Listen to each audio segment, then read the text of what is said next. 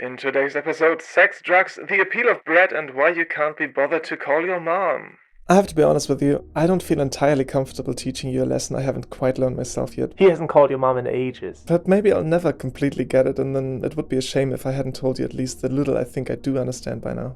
Pleasure kills.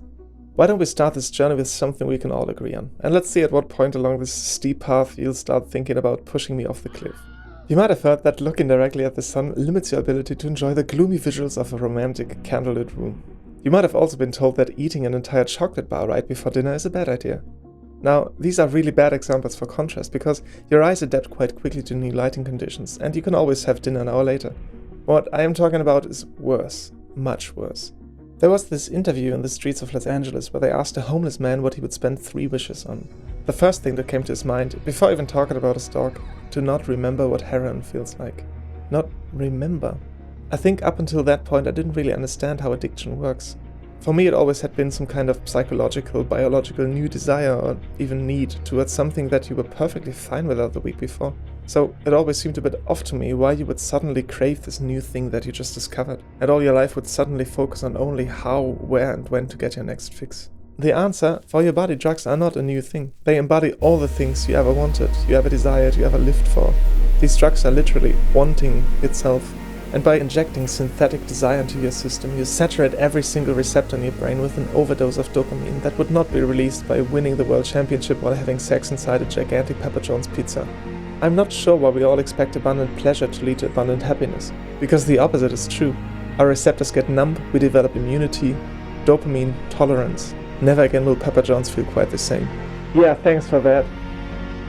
Alright, you might think with this bored expression of yours. What does this have to do with me? At which point I will check my helmet strap and get ready for my untimely departure. You are about to meet a monster. You will probably go from disbelief over denial to sheer panic, but I urge you to stay. Watch this. It's important you understand. Don't skip, don't peek, don't move your hands. Just stare at the blank screen and watch your brain go mental over the fact that it will be deprived of any stimuli for an uncertain amount of time.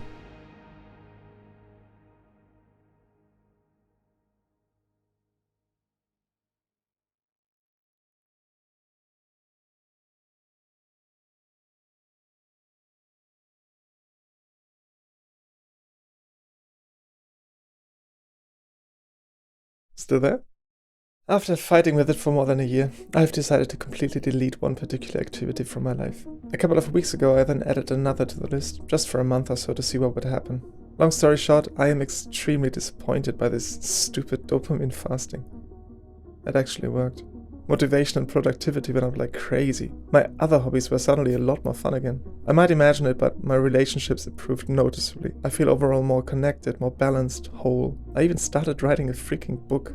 The secret of happiness, you see, is not found in seeking more, but in developing the capacity to enjoy less. Wow, did you write that? Yes, Socrates too. The point is, we are all little addicts running after dopamine, and we keep on flooding our receptors with figurative and literal junk food until our appetite for something healthy and meaningful is completely gone. Being hungry, for me at least, is something I look forward to, because it means whatever I eat next will taste twice as amazing, be it a piece of bread. We live in this twisted reality where being hungry, or to escape this analogy, being bored, is something very rare.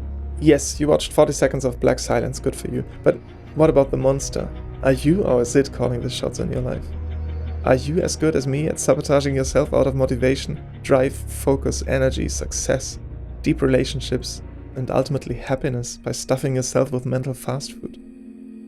Or are you the type that prefers staring right into the sun, wondering why everything around you just turned so dark recently?